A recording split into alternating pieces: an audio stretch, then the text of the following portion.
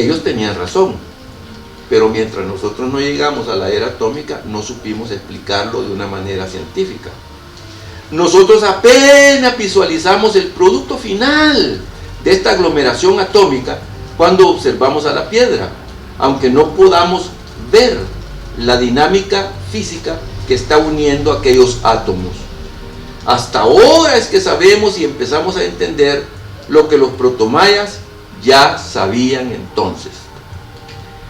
Me monto en un potro y les cuento otro. Mire este rostro gentil. Es producto de la mezcla de español con indígena. Y entonces voy a terminar esta parte revelándoles la tarea para la generación revelada que nos da la página 56 de este librito. ¿Cuánto dije? 56, lotería.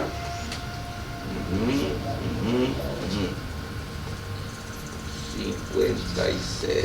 Es que estaba oculto aquí. Alguien me está jugando la vuelta. Puse el papelito de lado para poderlo leer en la presentación anterior y entonces ahí está, pero me quedó oculto al ojo. Entonces el capítulo 8 del Popol Vuh dice: todo fue hecho, su cuerpo, y no pareció bien, sino que se desbarataba y estaba blanco y apelmazado y desmadejado y se desmoronaba y se humedecía. No se movía su cabeza, sino que en una parte estaba su cara. Era ciego y no miraba para atrás, aunque hablaba. No tenía entendimiento, sino que se revenía en el agua, no era fuerte. Y dijeron otra vez los hacedores y formadores: será peor después, y no andará, y no se multiplicará, que fuere hecho solo de su entendimiento, lo dijeron. Y entonces lo desbarataron y lo volvieron a amasar, su formadura y fábrica, y dijeron: ¿cómo lo haremos otra vez que pueda alabarnos e invocarnos? Dijeron que consultaron otra vez: lo diremos a la Expiacoc y Ixmucané y a Junapubuch y a Junapuchú. Probemos otra vez nuestro día. Su ser formado, dijeron unos a otros, los formadores y fabricadores. Y entonces lo dijeron a la Expiacón y a Ixmucané, y después su ser dicho, aquello a los adivinos: abuela del día, oh sol y de la luna, que así eran llamados los nombres de Expiacoc y Ixmucané. Y dijeron aquel huracán con Tepeu y Cucumatz, que le dijeron al del sol o adivino, al formador adivino alcanzó, y se unió de ello otra vez: se haga nuestro hombre formado y nuestro hombre edificado, otra vez sustentado y alimentado, que nos invoque y que se acuerde de nosotros.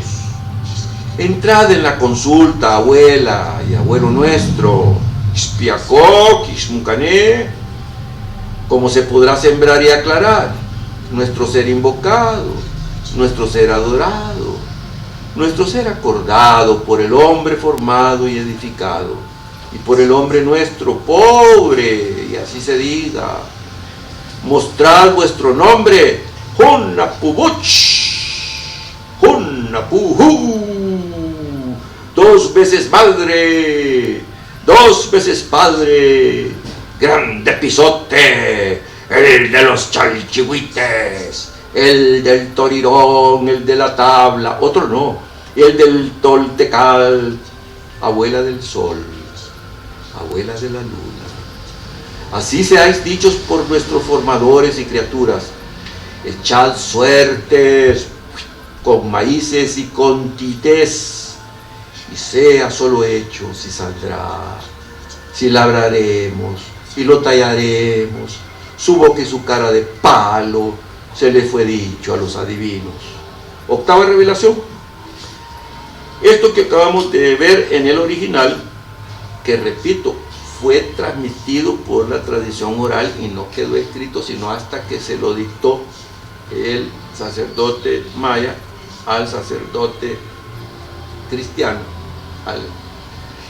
¿verdad? Pero así se quedó, pues, literal. Entonces nos revela mi Carmencita que este trozo del Popol Vuh es una metáfora relacionada con el rol de las generaciones de mesoamericanos espirituales desde el siglo XXI. Todas las personas que decidan aceptar estas revelaciones y realizar las tareas que se asignen serán los mesoamericanos espirituales del siglo XXI. No importa que hayan nacido adentro o afuera del territorio de Mesoamérica. Aquí se refería mi mamá a las segundas y terceras generaciones de la diáspora, para invitarlos a que no pierdan el hilo, el cordón umbilical espiritual con nosotros, los que nos quedamos aquí. Estos mesoamericanos espirituales se considerarán como nietos de los chamanes que dejaron este Popol Vuh como herencia y testimonio. La interpretación del trozo del Popol Vuh es que el primer intento del Consejo de los Dioses fue el de crear un hombre fabricado por ellos a base de barro, pero no les funcionó, y entonces lo reintentaron una segunda vez con madera. Nos revela mi Carmencita que el principio de capilaridad es el que permite en los vegetales que las hojas recojan los elementos químicos como el dióxido de carbono y lo depositen en las raíces y desde ahí abonen la tierra. Y por el mismo principio de capilaridad, los nutrientes de la tierra son transportados en forma de líquido hasta las ramas y de ahí hasta las hojas. Bueno, coja usted un vaso de agua, póngale un poquito de papel higiénico seco y verá cómo va subiendo por capilaridad esa humedad hasta que la parte de arriba del papel se empapa. Entonces la clorofila, el agua y los minerales permiten una fabricación de oxígeno que es desprendida por las hojas y se hace una limpieza del aire captado igualmente por estas hojas. La función vegetal es de limpieza del aire y a la vez de fabricación de oxígeno. El ser humano debe conocer esta función para poder ejercer su rol superior en esta conformación orgánica de la naturaleza y ocupar el sitio que se le ha asignado. Esta es la clave de esta revelación. Por razones de agradecimiento a los señores antechamanes que se quedaron conformando esta burbuja de sabios en el actual territorio mesoamericano, es que se premia con este conocimiento oculto por tantos años a esta generación espiritual mesoamericana desde el siglo XXI. La revelación octava asigna la tarea siguiente: repoblar el manto vegetal en Mesoamérica para que baje la temperatura promedio ambiente en 1 grado cada 10 años. Este es el signo o sacramento designado para reconocer aquel relato del primer intento de los dioses de crear un ser humano a base de madera. La moraleja contenida en la revelación es: si los mismos dioses tienen que perseverar en los negocios que emprendan, tanto más los seres humanos. Bien, dicho todo esto, ustedes ven que hemos hablado del fluido espiritual, del fluido material y de la tarea esta que nos deja a la generación revelada. Yo creo que en beneficio del tiempo y lo demás, esto es suficiente como para saber de qué se trata el testamento literario de mi mamá. Y este regalo pues cariñoso que nos ha hecho, gratuito además, para que entendamos que al leer las revelaciones, entonces vamos a tener un efecto, hoy ya entendí, y de ahí en adelante poder reconciliarnos como seres humanos con nuestra naturaleza, porque si los que vinieron a quedarse como esa burbuja étnica en Mesoamérica, partiendo desde el Himalaya, porque estaba la última gran helada que ha registrado la historia, entre otras, porque no fue la única, y que se vinieron con hordas a la izquierda y a la derecha, y unas se fueron quedando rezagadas en la masa continental del norte de América, y otras se fueron decholladitas hasta el sur. Posteriormente, para poder entender para las siguientes generaciones de esas tribus, de comanches por un lado, de incas por el otro lado, cuál era la explicación de dónde venían, mandaban a sus hijas de 10, 12 años, aquí donde los chamanes de Mesoamérica, que eran los que tenían ese conocimiento, y mandaban a sus hijos de la misma edad. Esas niñas tenían que ser empreñadas para regresar a sus tribus, porque entonces por ósmosis es como que nosotros ahorita adoptáramos a un niño nacido en París para aprender francés.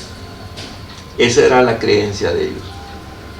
Y los niños que venían a empreñar a las muchachas de aquí de Mesoamérica para que quedara el vínculo con esas tribus de Norte y Suramérica. Eso nos explica por qué arqueológicamente en la barranca del Sisimico y en cualquier otro sitio de exploración arqueológica vamos a encontrar elementos culturales que no corresponden a Mesoamérica, sino que corresponden al norte, la masa continental, y al sur, incluso a la parte del Caribe.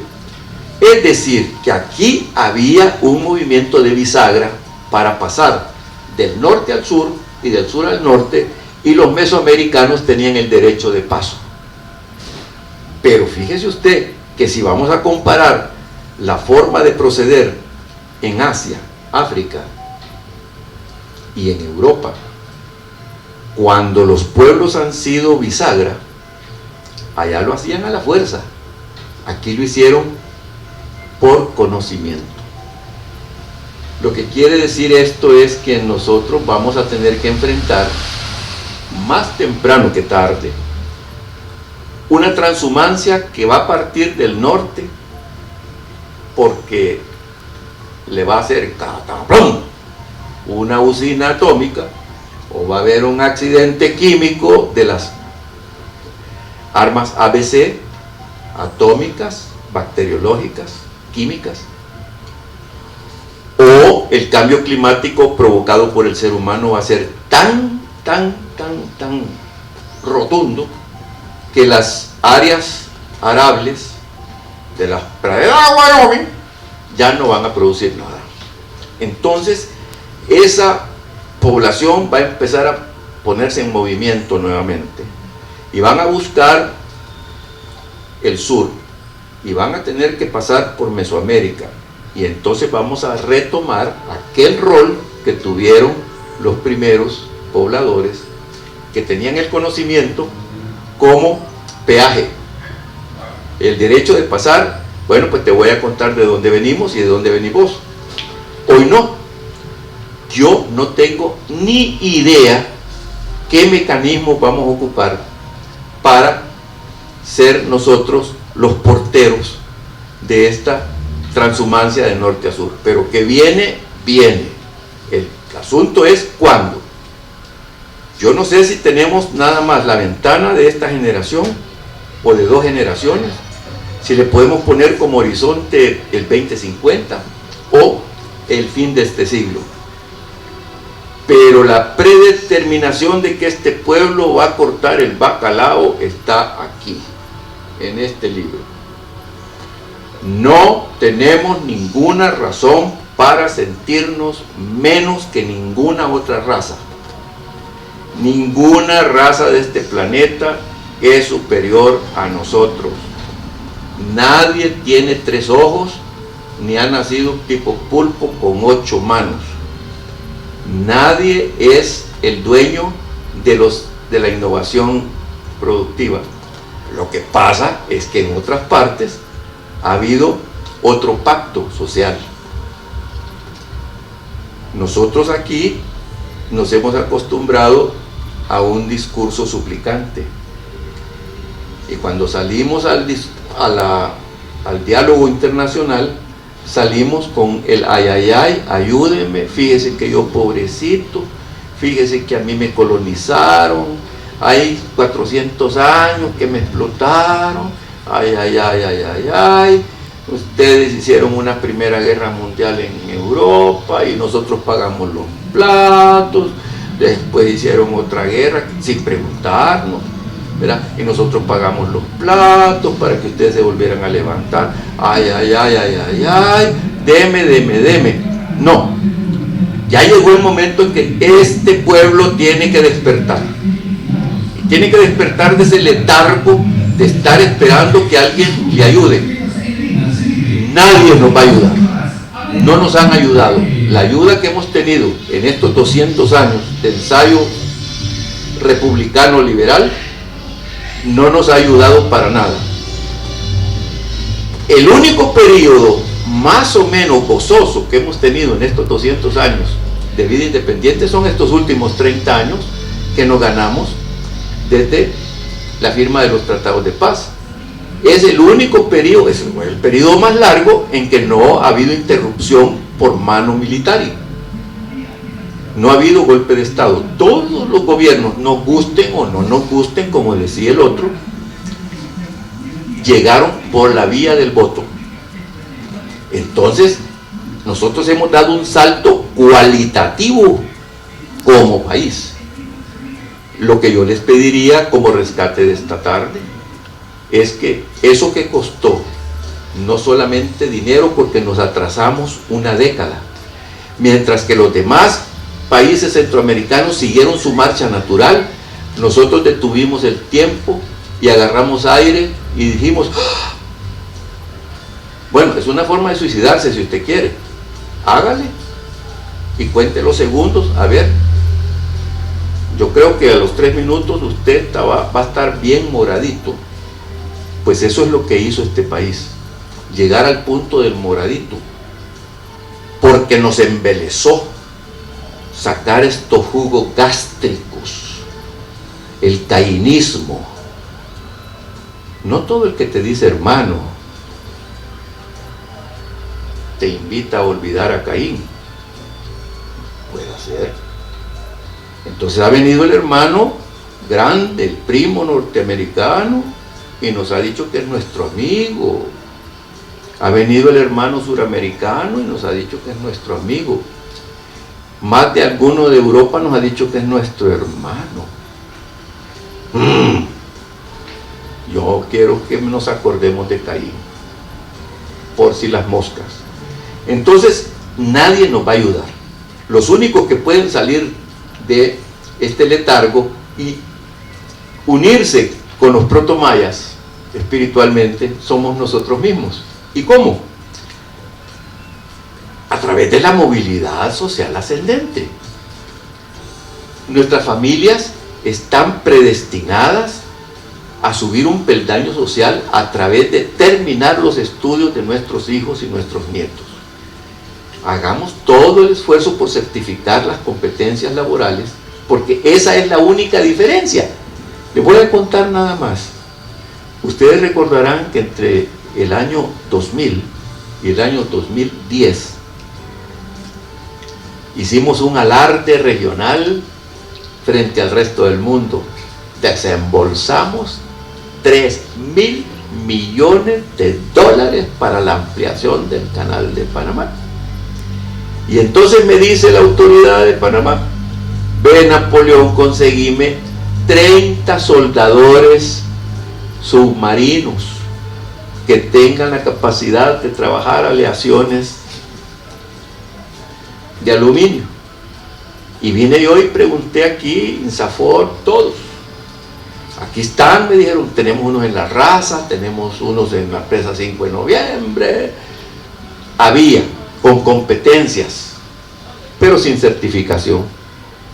Entonces, de aquel derrame de los 3.000 millones de pesos de Panamá, que yo me esperaba que irradiaran ese dinero en El Salvador a través de la competencia laboral, no se pudo lograr, porque ese nada más es un ejemplo. Si yo le sigo contando a usted, ¿verdad?, hubo ya otro tipo de dificultades mucho más estructuradas. Ejemplo, necesitábamos entonces allá en Panamá, para atender a esos contingentes extranjeros que habían llegado para la ampliación, que iban a ser 10 años,